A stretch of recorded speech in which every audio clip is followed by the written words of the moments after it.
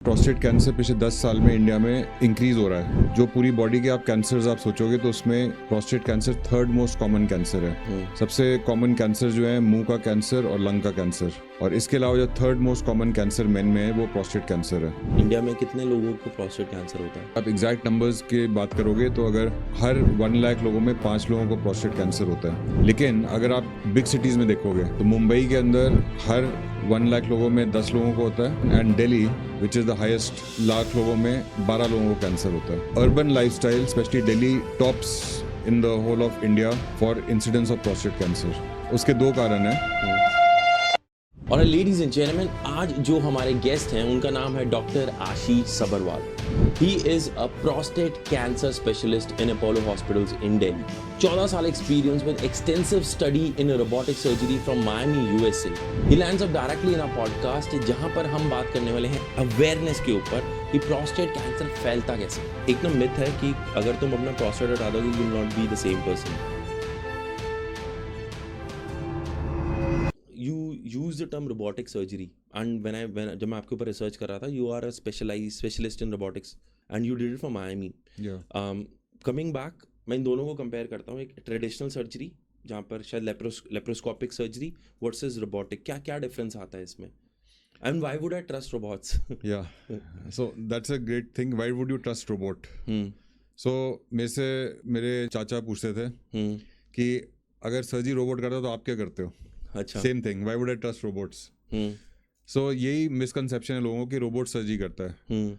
Basically robot bed side पे होता है, पेशेंट के अंदर रोबोटिक आर्म्स होते हैं, वो भी अपने आप रोबोट आर्म नहीं डालता, हम लोग पेशेंट के अंदर रोबोट को सेट करते हैं, आर्म्स अंदर सेट हो जाते हैं। उसके बाद हम लोग कंसोल पे बैठते हैं। कंसोल एक अलग से होता है जिसपे सर्जन कंसोल पे बैठता है, और उसके बाद रोबोटिक आर्म्स को जॉयस्टिक होती है उससे कंट्रोल करता है। ठीक है। एक लेंस होता है उससे विजन कार्ट में, जिससे हम 3D HD विजन देखते हैं, मैग्नीफाइड व्यू देखते हैं। तो जो भी हम लोग देख रहे होते हैं उसमें वो मैग्नीफाइड विजन बॉडी की हमारे को अंदर दिखती है। ओके।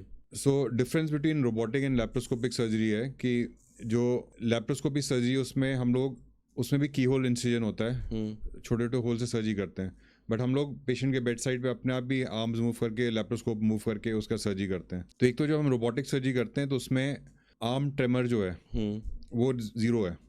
जो भी हमारा अगर किसी को शेक आ रहा है, कोई पार्किंसनिज्म का पेशेंट का हाथ ऐसे ऐसे भी हो रहा है, लेकिन अगर सर्जरी के अंदर वो रोबोटिक आर्म है वो बिल्कुल स्टेबल होएगा।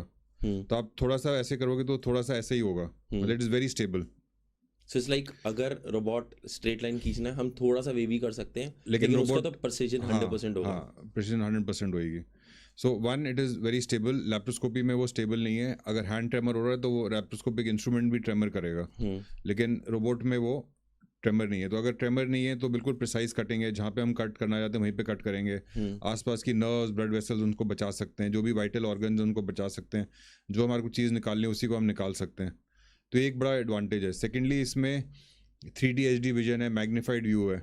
इट इज़ समथिंग लाइक आप मूवी, एक नॉर्मल मूवी देखने जाते हो और एक HD मूवी देखने जाते हो, 3D मूवी देखने जाते हो, उसमें आपको देखता है बिल्कुल बड़ा बड़ा आपके मुंह के सामने आ रहा है। तो same thing when we are doing the surgery, ऐसा लगता है कि हम बिल्कुल पेल्विस के अंदर, बॉडी के अंदर घुसे हुए हैं और सर्जरी कर रहे हैं। तो obviously it is better vision, मतलब बेटर प्रिसीजन, हम लोग बेटर सर्जरी कर सकते हैं, पेशेंट की रिकवरी अच्छी होती है, साइड इफेक्ट्स कम होते हैं और रिजल्ट्स अच्छे आते हैं। और तीसरी चीज़ जो बहुत इंपॉर्टेंट है, डिग्रीज ऑफ फ्रीडम, जो मूवमेंट है रोबोटिक आर्म्स की।